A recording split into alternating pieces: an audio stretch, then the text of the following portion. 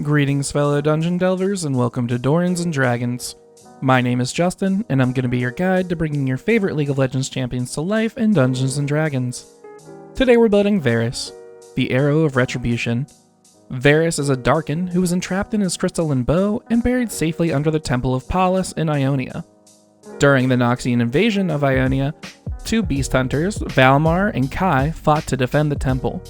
Kai was mortally wounded by the invaders, and Val brought him to the temple's well, hoping its powers would be able to heal him. They unintentionally released Varus from his imprisonment, with both of their bodies fusing to form the host Varus would now inhibit. All three entities are now in constant turmoil trying to gain control over their new body, mainly to stop Varus from continuing his quest for vengeance for what was done to the Darkin. Before we get started with the build, go ahead and like the video and hit that subscribe button so you're always notified when we release our builds. We'd like to take a minute and thank our awesome patrons over on Patreon who support us every month. Thanks for helping us keep the lights on and the hamsters running on their wheels. If you like our videos and want to support the channel, come join us over on Patreon today for just $1 to get access to our awesome Discord community, where we talk League and D&D all day long. Alright, now let's get into it. Here's a quick preview of the build. For race, we're going with Reborn. Per usual, our stats are going to be determined using the standard array. For our stat priorities, we're going to max Charisma and dump Strength. We do have a multi-class requirement of 13 in Dexterity, Wisdom, and Charisma.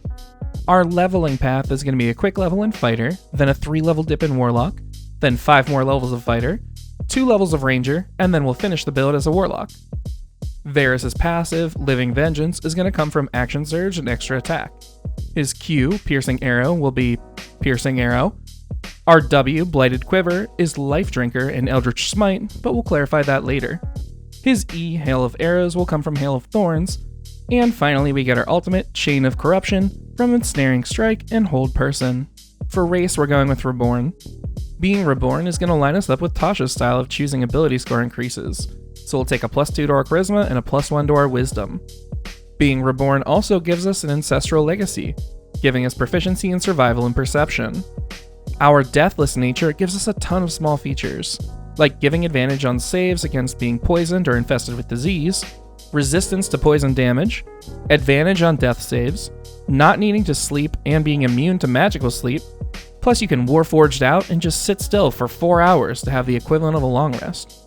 And finally, you don't need to eat, drink, or breathe, unlike me after having to read this entire paragraph of crap this feature does. And finally, Knowledge from a Past Life will let you add a d6 to any skill check a number of times based on your proficiency bonus, with the logic being that you're pulling from past life experiences to increase your chance of succeeding. For background, Wizard from the build stream dropped an absolute nugget of brilliance with the suggestion of Faceless. Faceless characters have left behind their old faces, as Valmar and Kai have been forced to, and put on a new one to adventure as Varus has. This is going to give us skill proficiency with Deception and Intimidation, and the Dual Personalities feature. Now, the standard way of playing this is that your two personas are separate, and you cannot be identified by people who only know you from one of the other personas. With Varus, though, I'd recommend roleplaying this as Valmar and Kai breaking through Varus' control temporarily, or perhaps in subconscious ways like staying your bow when you would otherwise kill someone, or resisting the urge to commit unnecessary cruelties. Definitely a lot of cool potential here with this background. For stats, we're going for the balance Riot made when they toned down his insane lethality build with the standard array. Roll if you want to, but we need at least a 13 in Dexterity, Wisdom, and Charisma for multiclassing purposes. We'll open up with our Wisdom at a 15 for the knowledge Varus, Valmar, and Kai have all learned in their time, and for the saves on our Ranger abilities. Charisma is going to be after that because it'll power our Darkened Bow later on, and because he is intimidating AF. Dexterity will be after that for his Archery, though we won't need it past the 4th level on the build. Intelligence is going to be slightly above average to assist our Fighter subclass spell saves. We'll have an average Constitution and dump Strength. For equipment, we'll need some studded leather armor to wrap ourselves up in, and our Darkened Bow via a longbow that will do cool Warlock stuff too. Alrighty, we're kicking off the build with a quick level in Fighter so we can use our longbow a bit better. Fighters have a d10 hit die and give us proficiency with all armor and weapons, and then skill proficiency with History and Athletics. After that, we get a fighting style to choose from. We're going to give our Dexterity some help with Archery, which will give our attack rolls with ranged weapons a +2. And our final fighter feature is Second Wind, which will let us use a bonus action to heal 1d10 plus your fighter level in hit points once per rest. Remember to use it before you spend any hit die on a short rest. Thank me later. Now that we've got our archery, we're going to swap over to unleash Varus with some levels in Warlock. Warlocks have a d8 hit die and give us no new proficiencies. We do choose the source of our powers in the form of our otherworldly patron, and since Varus is the living embodiment trapped in his weapon, Hexblade is perfect. That's going to give us an expanded spell list, Hexblade's Curse, and Hex Warrior. Hexblade's Curse is a nice early version of our W's passive, giving you the ability to curse a target as a bonus action, giving us bonus damage equal to our proficiency bonus, and making 19s a critical hit as well as 20s. If your cursed target dies, you regain hit points equal to your Warlock level plus your Charisma mod, kinda like Triumph. Hex Warrior is going to give us the ability to use Charisma instead of Dexterity for our longbow, but not until we get improved pack weapon in a few levels. Second level Warlocks gain their Eldritch Invocations, which are a series of mostly passive abilities that act as an apology from Wizards of the Coast for the packed magic system Warlocks are saddled with. I'm going to cover all the ones you need in the build, but ironically all the ones we care about have a level or pact requirement, so we won't get them right away. Improved Pact Weapon is an invocation we can start using at Warlock level 3 that is going to give our longbow a +1 to attack and damage rolls, and let us use it with Hex Warrior, so we can start using our Charisma instead of our Dexterity for attack and damage purposes. Eldritch Smite is going to come online when you're a 5th level Warlock, and it'll give us the ability to burn a Pact Magic slot to deal 1d8 additional damage per level of the spell slot spent, and allow you to straight up knock a target prone if it's huge or smaller. And finally, Life Drinker is going to be our W passive, giving us extra necrotic damage equal to our Charisma mod on each of our longbow attacks. Level 3 Warlocks get their Pact boons. If it isn't obvious at this point, we're going with Pact of the Blade. This is going to bond us to our bow, as if we weren't already at this point. Your attacks will count as magical for overcoming resistances, and you can summon and dismiss to and from extra dimensional space. We'll also get second level spells. Upcasting Hold Person is how we'll spread our Chain of Corruption to multiple targets. You choose targets and force wisdom saves on them, paralyzing them if they fail. For each spell slot above 2, you gain an additional target for the spell. For best flavor, make sure to cast it on the people near your ensnaring strike, which you'll use as the initial part of your ultimate. And we're heading back over to Fighter to get our Q. Second level fighters get Action Surge, letting us push ourselves to the limit once per rest to take an additional action on one of our turns. Normally we have some sort of crazy combo to use this to get some of your abilities, but this time we don't, so go ahead and use it for some extra attacks, or maybe if you want to chain 2 spells together, have a ball. Level 3 fighters choose their martial archetype, which is just a fancy name for subclass. We're going to get our magical arrows on with the Arcane Archer. We'll pick up a skill proficiency in Arcana and get some arcane shots. Twice per rest when you fire out an arrow, you can turn it into one of your arcane shots. The main option we're going to use is Piercing Arrow, which is a direct mapping of our Q, Piercing Arrow. Instead of making an attack roll, you fire the arrow out in a 30-foot line and everything along its path has to make a dex save, or take the arrow's damage plus 1d6 piercing.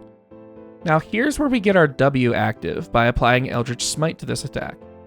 Now it's definitely iffy on whether this can actually work, because the rules around both are kinda vague, so work with your DM on it and see what they think. 4th level fighters get the first ability score improvement of the build. As always, we're going to lay them all out for you here so you can pick and choose for yourself along the way. At Fighter 4, we'll get Sharpshooter, letting our bow attacks ignore 1/2 and 3/4 cover and fire at max range without the disadvantage. On top of that, we can take a -5 to our attack roll and add a +10 to our attack's damage. Combine that with Eldritch Smite, and your attacks are going to do some crazy damage. After that, we'll just go for stat bonuses. At Fighter 6, we'll take a +2 to our Charisma for better bow attacks and damage. Then at Warlock 4, we'll max our Charisma with 2 more points. After that, at Warlock 8 and 12, we'll take 2 more points each in Intelligence to improve our Q's spell save. Level 5 fighters gain extra attack, letting us attack twice per attack action instead of once. So we'll get some of our passive's attack speed bonus through that. Your choice if you only want to use it after you've killed a creature. I probably wouldn't though. Alrighty, now we're going to jump over to Ranger to get our E and the initial root on our ultimate. Rangers also have a D10 hit die and give us proficiency in nature. Also, thanks to Tasha's, we're going to get Deft Explorer and Favored Foe, which will give us a few cool features. Deft Explorer is going to give us expertise and intimidation, and Favored Foe is going to let us mark our targets to deal an extra 1d4 damage to them while you maintain the mark. Second level Ranger is going to give us a fighting style and spell casting. For our fighting style, we'll toughen our leather armor with defense, giving us a +1 to our AC while we wear armor. We get spellcasting at this level, and we'll pick up our E with Hail of Thorns and the initial cast of our alt with Ensnaring Strike. Hail of Thorns is going to let us fire an arrow that sprouts into a rain of thorns, forcing a dex save on all creatures within 5 feet of the initial target, dealing 1d10 piercing damage to everyone who fails. Ensnaring Strike is going to prime our next arrow with Wrapping Thorny Vines that force a strength saving throw on our target, restraining them if they fail. While they're restrained, they take 1d6 piercing damage at the start of each of their turns. They can try to break out during their turn using their action to try and beat the strength check. That's the last level of the build worth mentioning. There's still some features you get, but none of them are super important. Alright, now that we've completed the build, let's see how we did. First, the good. You're going to be a ranged god, dealing a ton of damage. On top of that, you have plenty of crowd control options. Now the bad. Appropriately, you are a squishy squish ball with just over 100 hit points and a low AC. On top of that, you don't bring much utility to the table. So what'd you think?